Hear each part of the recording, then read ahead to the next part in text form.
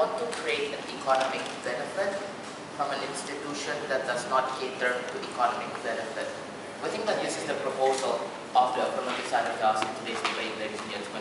We think that they've never really explained why, in the very first place, that this is actually in line with why the religious institution exists in the very first place. But building that aside, ladies and gentlemen, let's analyze the clashes in today's debate. It's going to be clustered into major things. I'm going to be talking about firstly why this is going to be justifiable or not to limit the exclusivity of your identity to create more jobs. Second, I'm going to be talking about why this will backlash the idea of discrimination and, of tolerance, and it's actually going to promote more discrimination or not in the future. Analyze the first one, ladies and gentlemen.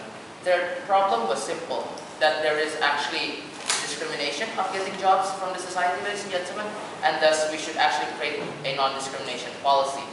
First mistake, never really explained why there's a significant loss of jobs when we don't accept these people in the working places in the very first place, ladies and gentlemen. What have we shown to you in our responses? We've shown you that actually in the society you have more public services, right? In the society you have more public jobs in the very first place, which we've shown you that this is not actually really significant.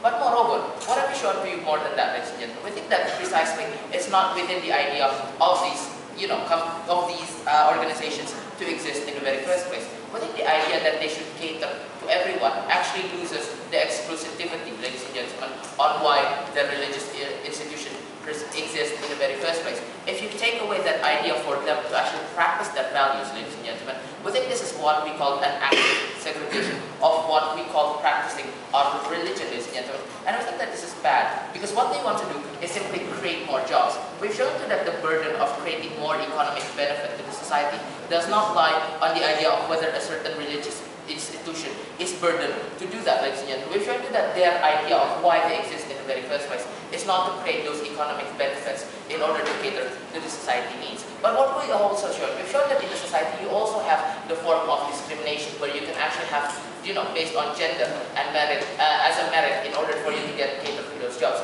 Never have they explained why this is not a good form of merit in order for you to get the jobs in the very first place. And we think that this is where they've gone wrong in their proposal, ladies and gentlemen. But what have the affirmative shown you? We've shown you that this is a good thing because in the very first place, we've shown you how this is going to exclusively limit their rights, right? When they've already have small places to do their practices, and now you're even limiting those chances. But in the society, we think that we've shown you how religion is very important to the society, and we don't think that we should limit more of something that is very important to them. Moreover, we've shown to you what? Their proposal is only going to value how much a Christian is going to be valued.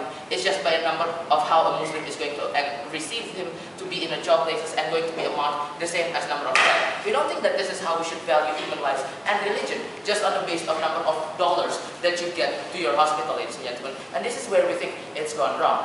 We're going to analyze the second point of contention in today's debate on the second layer of the speakers. What have they brought? They've brought that a better policy should be able to cater to everyone and it's going to achieve more goal. What have we shown to you? We've shown you that this is going to create more discrimination.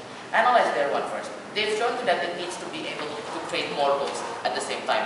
What have we shown to you? We've shown you that this is not what a government always do. We've shown you that there are policies in the society that is not targeted to create benefits for both sides all at the same time, ladies and gentlemen. That's why you still have religion in institutions in the very first place, because their idea of existence is not to cater to the economic benefit. We've shown you that there's actually segmentation of government funding in the very first place in order to cater to specific needs in the society, ladies and gentlemen, and never have they engaged to that. But what have we shown you? We've shown you that in the society there's active discrimination because other institutions that get grants don't need to sacrifice their values, ladies and gentlemen. What have they done? They've done us to actually sacrifice our values, which is very important, right, when we're talking about religion, while other people don't have to do that. We think that this is discriminative, and they've never engaged upon all those points. For the side to win today's debate, ladies and gentlemen, we think it's not the idea to actually achieve more goals, but it's actually to achieve what goals that you're actually specifically being built for. This is why we believe in today's debate we should side with team opposition. Thank you very much.